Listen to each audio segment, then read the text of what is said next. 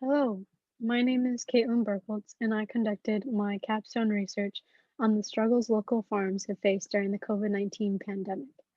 As we all know, COVID-19 has affected everyone across the globe, and you can see the distribution across the US right here from about a month ago, and then a more recent distribution from a couple of days ago. Both maps are courtesy of the CDC. But I wanted to look closer at how local farms have been affected by COVID-19 and how those effects have altered the food systems as we know them. To conduct my research, I interned with Barn to Door, which is a tech startup aiming to connect farmers to customers. That experience gave me direct insight into the number of farms beginning to use technology as an alternate outlet because of the pandemic. In addition, I wanted to create a survey asking local farms about their personal experiences during the pandemic. But surveying all some 2.4 million local farms in the US was a daunting task to do all alone. Therefore, I picked three states, one from the West Coast, Midwest, and East Coast, and then used the contacts that Barn Door already had.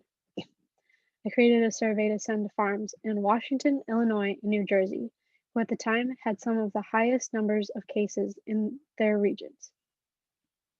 My main takeaways from the survey about the kinds of changes local farms have endured and the effects those changes have had on the food systems fall in the themes of farming operations, producer consumer interactions, and technology. For farming operations, the sales of farms have been affected, but most notably the smaller acreage farms who have seen a larger decrease in sales than the larger acreage farms. This is probably because smaller acreage farms often are less diverse in their products, which makes them less resilient to change.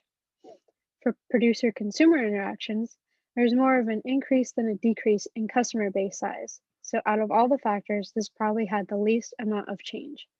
Farmers attributed their strong customer base to having a loyal base who stuck with them through it all, but the losses were from customers from markets and institutions closings.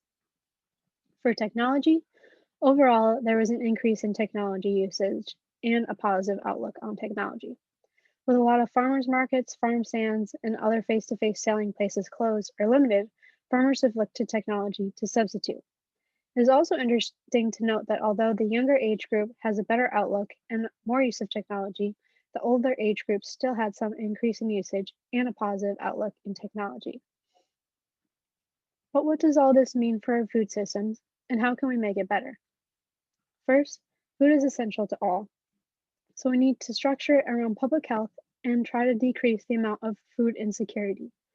Second, there need to be preparations in place for any natural disasters. Without them, the supply will fall far behind the demand, therefore increasing food insecurity. Third, we need to centralize our food more and cut down on this number of steps food takes to get to our plates. Farmers are essential to our food systems, so we should be supporting them directly. Finally, I would just like to thank my site supervisor, faculty advisor, and everyone else who has helped me through this whole process.